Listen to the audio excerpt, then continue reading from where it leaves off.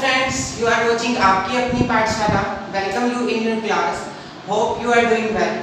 Students, जैसा कि आपको पता है कि हमने लास्ट वीडियोस में अपना बिजनेस एनवायरनमेंट चैप्टर कंप्लीट कर लिया था. उसी से रिलेटेड आपको बोला गया था एक केस स्टडी लाई जाएगी. मोस्ट इंपोर्टेंट केस स्टडी है जिससे आपके बहुत सारे डाउट्स क्लियर हो जाएंगे. इस तरह की केस स्टडी आपके सामने लाई जाती है जिससे आपका पूरा चैप्टर ही क्लियर हो जाए. आज हम केस स्टडी का सिर्फ और सिर्फ एक ही क्वेश्चन आपके लिए लेकर आए हैं. इसी एक क्वेश्चन में हमारे पूरे चैप्टर की यूनिट कंप्लीट हो जाएगी. क्लियर है बच्चे? आपको थोड़ा सा रिवाइज करवा देते हैं और केस स्टडी के साथ ही लास्ट की जो 2 वीडियोस हैं बिजनेस एनवायरनमेंट की वो भी अटैच कर दी जाएगी जिससे आपके कोई भी डाउट ना रहे. और केस स्टडी आपको तभी समझ आ सकती है जब आपके वो पिछले चैप्टर्स कंप्लीट होंगे. क्लियर है? तो इसके साथ साथ आपको वो वाली चैप्टर की जो 2 वीडियो प्रिपेयर की गई थी वो भी डाल दी जाएंगी जिससे आपके डाउट्स क्लियर हो जाएंगे और केस स्टडी का एक क्वेश्चन भी डाल दिया जाएगा. क्लियर है? एक फटाफट रिवीजन मारते हैं चैप्टर की क्योंकि केस स्टडी तभी समझ आएगी हमें. हमने फर्स्ट डे जो बिजनेस एनवायरनमेंट के बारे में पढ़ा था, ये पढ़ा था कि बिजनेस एनवायरनमेंट वो होता है जो हमारे बिजनेस के सराउंडिंग पाया जाता है और बिजनेस को किसी ना किसी रूप में अफेक्ट कर रहा है. इट डजंट मैटर पॉजिटिवली और नेगेटिवली, किसी भी तरह से अफेक्ट कर सकता है, चाहे वो पॉजिटिव इफेक्ट डाल रहा है चाहे वो नेगेटिव इफेक्ट डाल रहा है. पॉजिटिव इफेक्ट कैसे डालेगा कि मार्केट में हमारी डिमांड इंक्रीज हो रही है, पॉजिटिव इफेक्ट डाल रहा है उसका. और नेगेटिव इफेक्ट कैसे डालेगा कि किसी पर्सन ने कंपटीटर आने की वजह से हमारी मार्केट में डिमांड क्या हो गई है, बहुत कम हो गई है. तो इस रीजन से क्या हो सकता है कि उसका इफेक्ट हमारी फर्म के ऊपर क्या पड़ेगा, नेगेटिव पड़ेगा. क्लियर है? एग्जांपल भी दिया गया था आपको. जिस तरह से टाइपराइटर, जब टाइपराइटर थे मार्केट में, गवर्नमेंट ने अनाउंस कर दिया कि टाइपराइटर्स की जगह कंप्यूटर यूज होंगे. तो जिन पर्सन्स ने इस वार्निंग बैन के अकॉर्डिंग उन्होंने देखा कि हमें क्या करना चाहिए, कंप्यूटर सीख लेना चाहिए. तो जिन पर्सन्स ने कंप्यूटर सीख लिया उनको टाइपराइटर की पोस्ट से कंप्यूटर वाली जगह पर बिठा दिया गया था. लेकिन जिन्होंने इस दौरान में, इस वार्निंग बैन में कंप्यूटर्स नहीं सीखे थे, उनको अपनी जॉब से हाथ धोना पड़ा. तो इस रीजन से कहा जा सकता है क्या कि जो पर्सन पहले से ही जो वार्निंग बैन दी गई है उसके अकॉर्डिंग अपने आप को ढाल लेता है, मतलब बिजनेस को ढाल लेता है, तो उसका पॉजिटिव इफेक्ट पड़ेगा. अगर वो उसके अगेंस्ट जाता है, वो उस बिजनेस के अकॉर्डिंग नहीं चल रहा, एनवायरनमेंट के अकॉर्डिंग नहीं चल रहा, तो उसका बिजनेस के ऊपर नेगेटिव इफेक्ट पड़ेगा. तो ये 2 इफेक्ट्स पड़ सकते हैं, चाहे वो पॉजिटिव इफेक्ट पड़े चाहे वो नेगेटिव इफेक्ट पड़े. क्लियर है? उसके बाद हमने फीचर्स और इंपॉर्टेंस पढ़ी थी.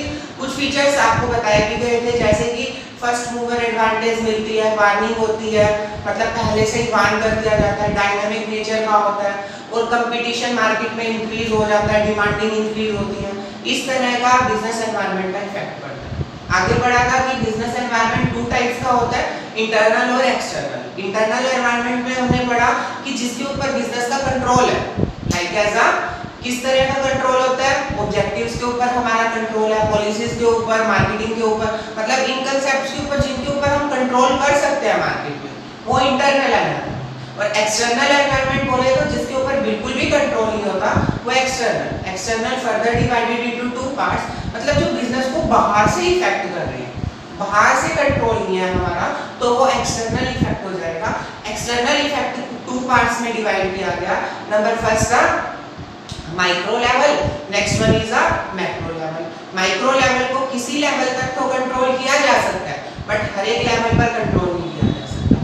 और मैक्रो लेवल क्या है, जो बिल्कुल भी कंट्रोल नहीं किया जा सकता. माइक्रो लेवल का एग्जांपल लेकर चले थे हम.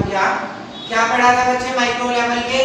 जैसे मार्केट में कंपटीटर्स हो गए, सप्लायर्स हो गए, कस्टमर्स हो गए, इस तरह को हम कंट्रोल नहीं कर सकते. और थोड़े एक लेवल तक कंट्रोल कर सकते हैं बट हर एक लेवल तक कंट्रोल नहीं कर सकते.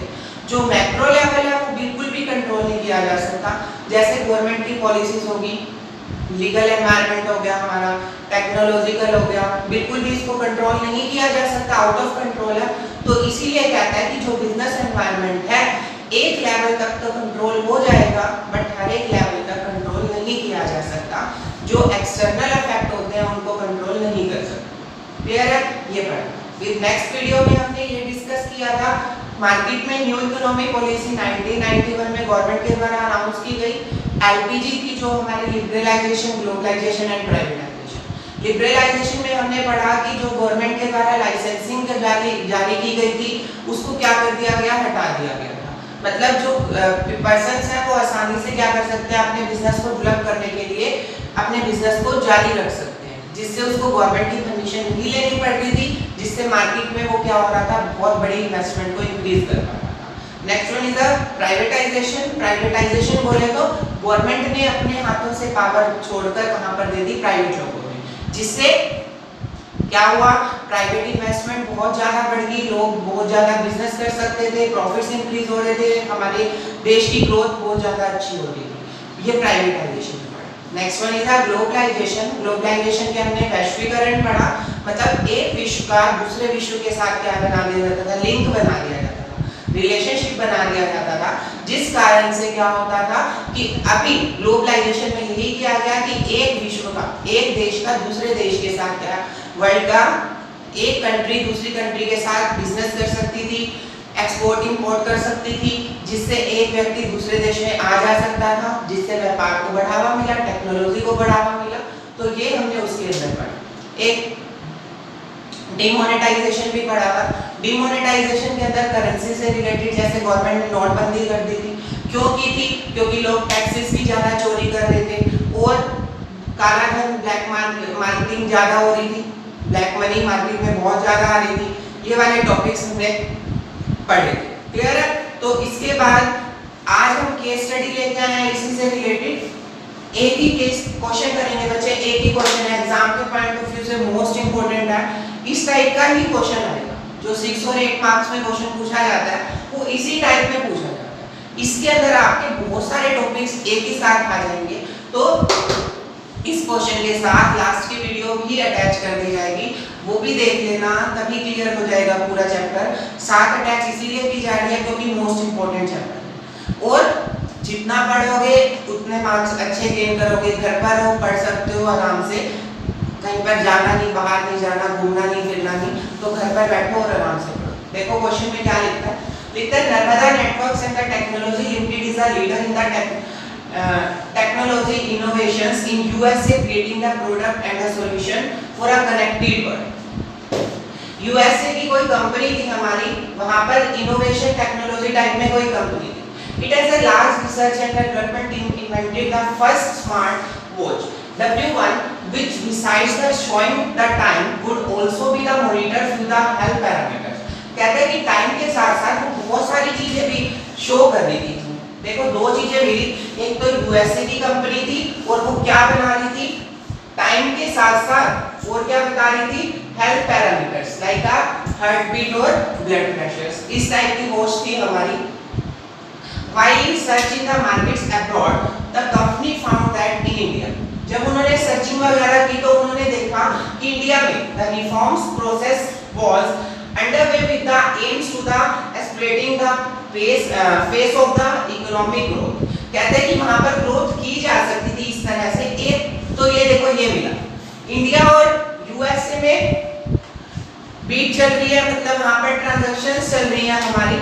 फिर आगे लिखते हैं क्या कि इंडिया में ये प्रोसेस अंडरवे था, मतलब ऑलरेडी चल रहा था within the aim of the exploiting the phase of the economic growth, जिससे इकोनॉमी की ग्रोथ हो सकती थी। The company decided that, company ने, कौन सी कंपनी ने, यूएसए वाली company, the company decided that to take the advantage of the fact that the licensing requirements had been the abolished. कहते हैं कि रिक्वायरमेंट्स थी लाइसेंसिंग की, बट जरूरी तो नहीं था हमारे लिए।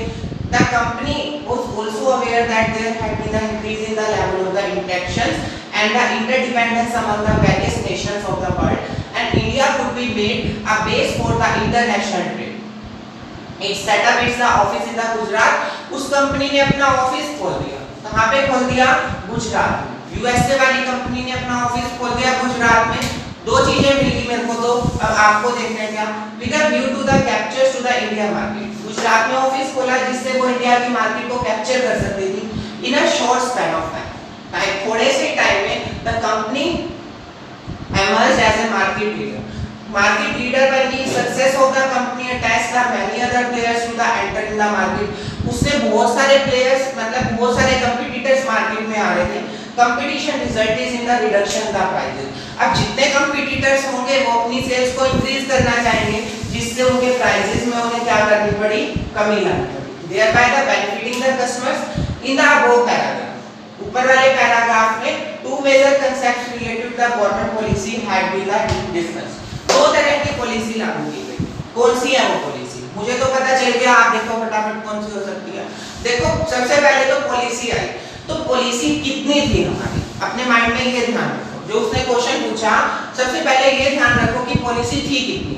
तीन पॉलिसी 1991 में लागू की गई थी, liberalisation, privatisation and globalisation. Clear है।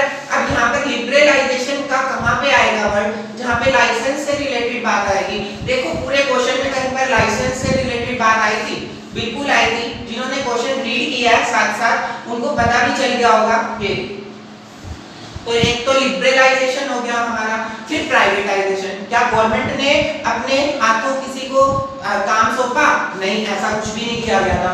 फिर ग्लोबलाइजेशन, क्या इंडिया का दूसरे देश के साथ कोई संपर्क था? बिल्कुल था। यूएसए और गुजरात के अंदर उन्होंने रिलेशनशिप बना दिया, मतलब गुजरात में ऑफिस खोल दिया यूएसए की कंपनी ने, तो ग्लोबलाइजेशन हो गया। दो टॉपिक मिल गए, एक तो लिबरलाइजेशन मिल गया और एक ग्लोबलाइजेशन मिल गया। क्वेश्चन कैसे अटेम्प्ट करोगे? जो पहले उसने पूछा कि कहां पर है, क्या चीज मिली, लिबरलाइजेशन। लिबरलाइजेशन लाइसेंसिंग वाली लाइन, ये वाली लाइन वहां पर नोट कर देना और लिबरलाइजेशन का मीनिंग लिख देना। क्लियर है। फिर ग्लोबलाइजेशन, ग्लोबलाइजेशन यूएसए और गुजरात का फैक्ट लिख देना और इंडिया में मॉनिटर करना है, मतलब चेक करना है टाइम टू टाइम कि क्या चल रहा है। तो इस तरह से ग्लोबलाइजेशन का मीनिंग लिख देना। दो टॉपिक्स मिल गए, एक कंसेप्ट क्लियर।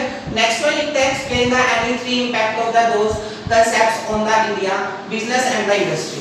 उसका क्या इफेक्ट पड़ा, इंपैक्ट्स पढ़े थे हमने कि मार्केट में डिमांड वगैरह इंक्रीज हो जाती है, क्या क्या क्या इफेक्ट्स पड़े उसके ऊपर, लिबरलाइजेशन ग्लोबलाइजेशन के क्या इफेक्ट पड़े।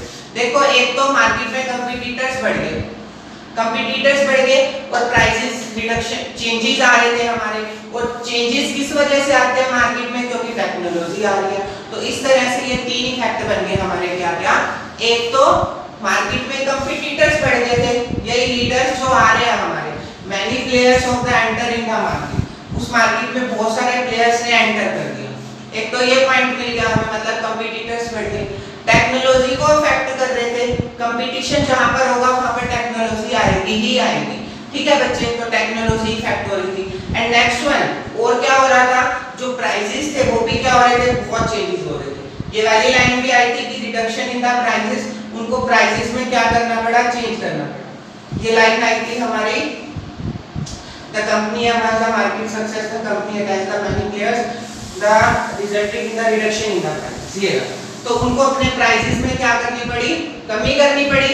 मार्केट में कंपटीटर्स बढ़ गए थे, एक लाइन ये आती है हमारी। और क्या हो रहा था, जो टेक्नोलॉजी थी उसके ऊपर इफेक्ट पड़ रहा था। जो सेकंड क्वेश्चन था उसने ये पूछा कि क्या इफेक्ट पड़ा। फर्स्ट में पूछा था कौन कौन सी पॉलिसीज है, पॉलिसीज पता चली लिबरलाइजेशन की और ग्लोबलाइजेशन की। लिखोगे कैसे, पहले लिबरलाइजेशन का मीनिंग लिख देना, फिर जो लिबरलाइजेशन से रिलेटेड लाइन है वो मेंशन कर देना। आफ्टर दैट जो ग्लोबलाइजेशन है, कैसे पाया गया ग्लोबलाइजेशन, जो दो देश थे वो एक दूसरे से व्यापार कर रहे थे, मतलब मेंशन कर रहे थे, तो इस तरह से यहाँ पर ग्लोबलाइजेशन पाया गया।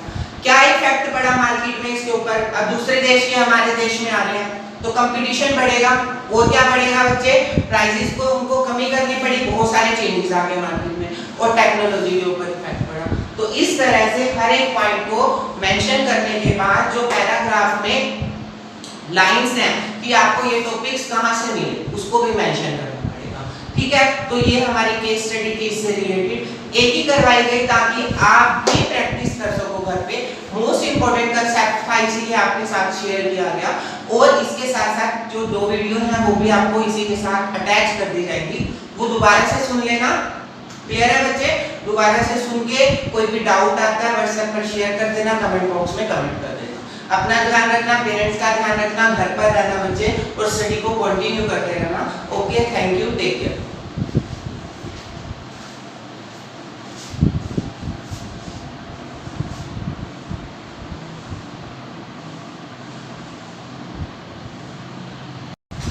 हेलो दोस्तों, कैसे हैं आप सब। आज आपके लिए पढ़ाई के अलावा थोड़ी और वीडियो लेके आए हैं बच्चे।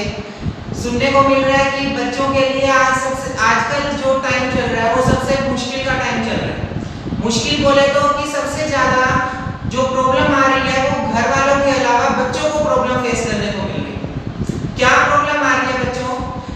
सुनने को ये मिल रहा है कि जो प्रॉब्लम आ रही है उनको घर पर रहना पड़ रहा है, वो कहीं बाहर नहीं जा सकते, अपनी स्टडी को उनको कंटिन्यू करना पड़ रहा है।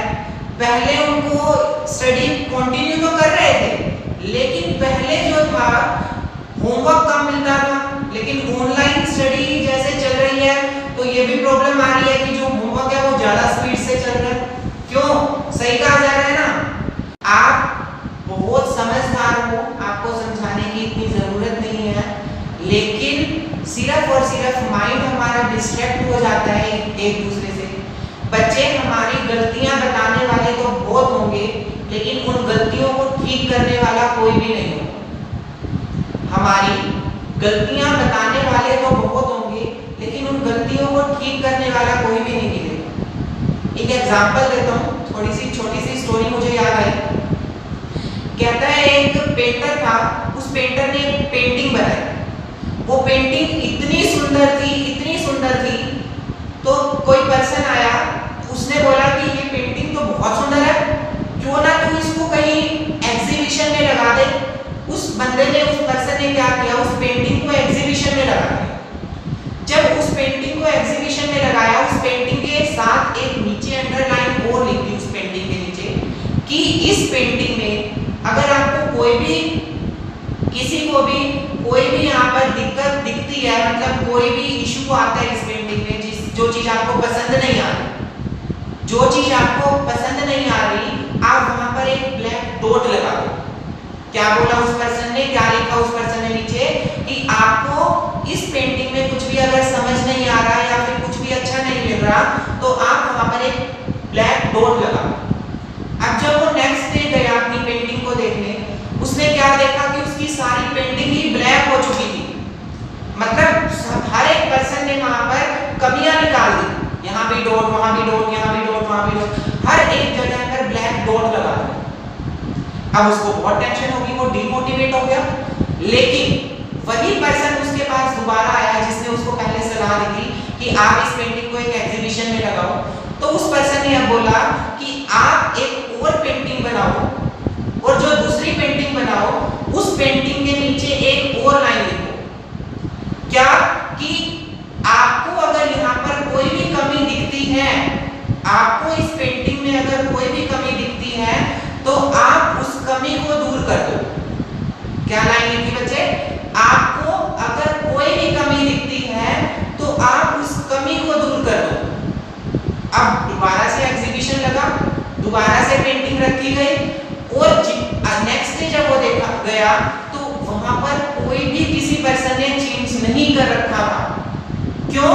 क्योंकि कमियों को बताने वाले तो बहुत थे, लेकिन कमियों को दूर करने वाला कोई नहीं। तो बच्चे, जो आपके फ्रेंड्स हैं आपको डीमोटिवेट कर रहे हैं, स्टडी से हटा रहे हैं, जो इस वहम में है कि आगे हम अपनी स्टडी को कंटिन्यू कर लेंगे, ये तो ऐसे ही पढ़ा रहे हैं, ऑनलाइन सिस्टम है, ये तो फर्जी काम कर रहे हैं, पैसा बनाने का काम कर रहे हैं, ये कर रहे हैं, वो कर रहे हैं, टाइम पास कर रहे हैं, कुछ भी आपको कोई भी बहका रहा है तो आप उसको अपने तरीके से समझाएं, अपने तरीके से मोटिवेट करें। आप बहुत समझदार हैं, मैं इस बात की गारंटी देता हूँ। ज़्यादा बातचीत ना करते हुए ये छोटी सी स्टोरी आपके लिए लाई गई थी।